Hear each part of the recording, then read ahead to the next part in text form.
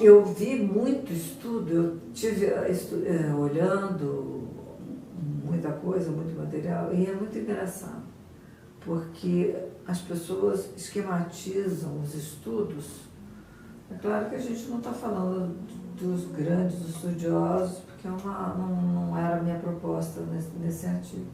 Mas é assim, é uma coisa para consumo mesmo. Tem a fase, a violência doméstica, ela se caracteriza por um ciclo. Esse ciclo começa com a violência, com o abuso. O que é o abuso? Aí descreve, dá exemplo. Aí vem a violência moral. O que é? Aí vem a violência, para chegar na violência física. E isso leva, cada fase leva tanto e tanto tempo, termina assim, sabe? Essa linearidade na vida não existe. Não existe, primeiro, porque você pode ter 10 anos de violência psicológica, e depende da geração que a gente está falando. Pode nunca ter a violência física. Pode nunca ter, ela pode parar ali. Hoje eu acho que as mulheres estão sendo muito mais, essas novas mulheres mais jovens, elas estão tendo uma discussão, um acesso a essa questão, a essa discussão, que nós não tivemos, a minha geração não teve. Isso não era nem questionado, isso não era falado, era um problema da pobreza. Não era abuso. Era um problema, inclusive eu como militante, nos anos 70, de partido clandestino, agora, se você falasse qualquer coisa de feminismo, de movimento de mulheres, depois da revolução. Você pode depois da revolução. Fica para depois. Fica para depois. Depois da revolução do proletariado, a gente resolve isso aí. Fica para depois. E isso foi os anos 70. Era assim, nos 60, nos 50. Você imagina, nós estamos só em 2000, quando eu penso, só em 2020. Então, quem não ficou esperando o guia espiritual ou do meu pensamento político, do meu pensamento social, cultural, né, foi vendo que peraí, né? Eu não vou viver o inferno até que, porque é assim que vai ter que ser, porque eu sou escrava, porque eu sou inferior, porque eu sou subjugada. E é assim, até que, né, venha um Salvador me salvar. Não, nós é que vamos nos salvar. É o outro problema do rótulo, é o outro problema do congelamento, que te paralisa. Acaba te paralisando, você fica como qualquer grupo. Se você aguarda que venha de fora essa solução, esse salvamento, né, você vai ficar paralisado, realmente, você não vai fazer nada. Não é para isso que a gente, segundo psicologia de grupo do Freud, para que a gente procura grupo? O Caigares, ele tinha, virava e mexia e escrevia. O quanto ele analisou, por exemplo, aquele estupro que teve na Rússia, na época da Copa, e ele sempre mostrava, através dessas situações de rua, dos meninos em Brasília, que já teve muitos anos, que botavam fogo no mendigo, no povo da praça. Então, ele sempre dizia o que o grupo faz, como o grupo provoca isso. Mesão trabalhou muito com isso também. Também. Porque no grupo você se esconde. No grupo você... É exatamente aquilo. Eu não preciso pensar, o líder pensa por mim, eu não preciso decidir, o outro que vai decidir. Então, quando nós passamos a tomar consciência de que nós é que fazemos o nosso destino, independente do rótulo, quando a subversão, se for, me lembro, quando eu estava fazendo meu mestrado, tinha um amigo desses grupos, e que falou, minha orientadora me mandou ler um cara chato pra caramba, e de uma coisa detestável, que eu acho detestável, filosofia da linguagem, eu não via nada, tinha nada a ver com o que eu queria. E aí o cara, meu amigo, me perguntou assim, você vai ler esse cara? Você está lendo esse cara? Você olhou na bibliografia? Esse cara é de direita. Eu falei assim, eu não tenho essa atestado ideológico para coisa que eu tenho que ler, eu estou fazendo uma tese, eu tenho que ler tudo. Ele fala sobre isso, eu tenho que ler tudo que ele fala. Claro. Não tem atestado ideológico. Por isso que o outro problema do rótulo. Se você vai pelo rótulo, se o cara é de direita ou não, vai ler sim, porque ele está falando o mesmo assunto que você está procurando. Eu quero saber o que ele pensa. Então, a questão do abuso, simplificou demais e a realidade não é, e acaba enganando. Acho que é muito legal, a gente tem que falar muito, até 10 anos ou 20 anos, você deve se lembrar que era uma questão considerada como uma questão de miséria, uma questão de falta de econômica. E era uma questão só vista do ponto de vista da violência física. Né? A sair da violência física é algo razoavelmente recente. Márcia, Maria da Penha, alienação parental. Que eu digo nesse artigo, aquela frase escandalosa, que não me lembro mais como é que eu falei lá, mas que foi mais ou menos um pé nas costas das mulheres. Mais ou menos isso. A Maria da Penha falou que foi uma facada.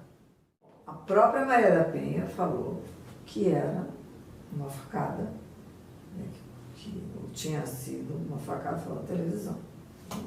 Se eu não me engano, era no programa do Roda Viva. Está na bibliografia do artigo, que era uma facada nas mulheres.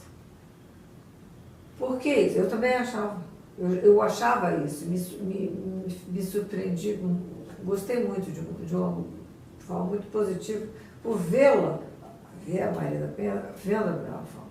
Porque a primeira arma, se você é uma mãe, que você tem uma relação afetuosa com os seus filhos, se você gosta, se você curte da maternidade, etc., você está preocupada com... Você sabe que você é responsável por aquele ser que você botou no mundo. E que quem quer te atingir, eu já disse isso lá nos Filhos da Mãe, de uma outra forma, usando a expressão filho criptonita. Porque a psicanálise coloca o filho como falo da mulher. E eu dizendo, é o falo, mas é também a falha, porque é onde é o nosso calcanhar de Aquiles quando a gente tem filho. É onde quem quer te atingir vai. Portanto, na alienação parental, através dela, você faz a mãe de mais uma maneira de você fazer aquela mulher, daquela mulher, sua refém, ameaçando te tirar os filhos, ameaçando, inventando que o filho está falando, que aquilo ela está inventando. E vários casos de perícia psíquica que foram responsáveis por casos muito graves e famosos. Existe um grupo, depois disso eu descobri, depois do artigo eu acabei descobrindo grupos organizados lutando contra a lei da alienação parental, que seria, aí eu já não posso dizer, mas que seria uma lei que se baseou, não foi discutida, uma lei que não se baseia num sujeito lá que não teria trabalho nenhum, pesquisa nenhuma, um trabalho científico, né? E fizeram uma coisa dessa maneira. O fato é que, através disso, um pai, essa semana, estava no Sul, se eu não me engano, veio para São Paulo para ver se estava separada da mulher, estava proibido de ver, perdeu a guarda compartilhada, não tinha direito à guarda compartilhada, E aí entrou numa boa com a mulher de que queria visitar o filho no Dia das Mães. Olha o símbolo, o simbolismo da coisa. Ele queria ver o filho, pegou o filho na véspera, a mulher, tudo bem. Tudo bem. Já pegou o filho e avisou e ligou para a mulher. Levou para um hotel. No domingo, que era o Dia das Mães, ele ligou para a mulher. Agora eu vou, mais ou menos, pode ter detalhe que eu esteja falseando, mas que ele ligou para a mulher, não entrou em contato, que ele entregaria o filho só se ela voltasse para ele. E o que ele fez? Ela imediatamente acionou a polícia porque ele estava tentando a guarda compartilhada. A luta era que ele estava tentando a guarda compartilhada com a polícia. Bom, ele, resumindo, ele matou a criança e se matou. E deixou o bilhete no Dia das Mães. Por isso, porque ele tinha dito para a mulher que se ela não voltasse para ele mataria o filho. Então, isso é um exemplo, o detalhe te mostra como o pai alheio da alienação parental estava aí, mas isso é um detalhe que te mostra quanto a mulher que é mãe se torna refém de uma situação, de um terrorista, como eu chamo, terrorista conjugal.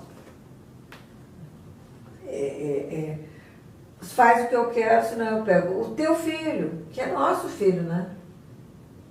Mas aí ele não vale tudo.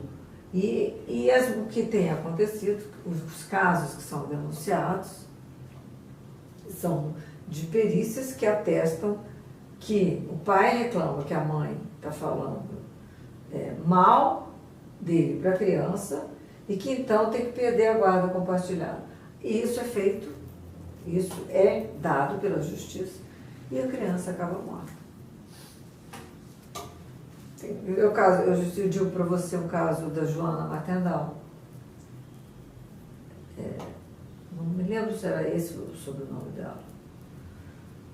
Joana, famoso no Rio. São casos dramáticos. Né? Tem vários. Dramáticos, né? Que existem. Márcia, infelizmente nosso tempo está chegando ao final. O que você deixaria para a gente? Porque, obviamente, uma entrevista com você, a gente pode levar a semana inteira conversando, por quê? Educação e psicanálise, tem muita coisa para falar, tem aí déspotas mirins, tem uma quantidade enorme de assuntos para a gente conversar. Obviamente que você vai voltar, nós vamos conversar muitas outras vezes, né? Você vai agora, ao término, você vai ganhar a carteirinha de sócia vitalícia, fundadora vitalícia, né? Já fica aqui informado disso, né? Por favor, dê o seu recado final, o que você quer deixar aqui de mensagem para a gente? Você permeou toda a nossa conversa a questão da cultura. E como psicanalistas, uma coisa que me chamou, que eu vou sintetizar na frase do Freud. O Freud lá atrás, não sei, alguma coisa, ele definiu a psicanálise. Psicanálise é uma terapia, uma técnica de tratamento, é uma investigação do inconsciente, né? Uma teoria. E o que eu quero colocar nos três, para resumir, a psicanálise não é só uma técnica de tratamento. A psicanálise, ela não foi feita, eu mesmo, Freud, pensador da cultura, demonstra isso maravilhosamente bem. A psicanálise não foi feita só da clínica. A análise das obras de arte que o Freud fez, a análise das obras da cultura, o que o Freud bebeu da cultura, está lá. Isso é a psicanálise. Reduzir a psicanálise a uma técnica de intervenção terapêutica é muito pouco. É uma pena com a obra, uma obra tão subversiva. Lida direitinho, subversiva. Briguei bastante com o falocentrismo dele e tudo, mas aprendi a lê-lo também de várias outras maneiras, inclusive nos pedaços que ele não queria dizer, mas disse, né? Afinal, ele ensinou a gente que a gente diz mais do que pensa, não? Então, ele ensinou a gente a ler coisas, esquecimentos, lapsos dele, das teorias, conceitos que foram abandonados. Pois é, né? E a gente não abandona, a gente vai lá, tá? Laplanche fez isso. Nada como a gente poder conversar com quem entende. E você acabou de dar uma dica, deixou aí claro por que nós escolhemos subversão. Doutora Márcia, muito obrigada, um prazer enorme poder conversar com você e tê-la aqui conosco. Muito obrigada.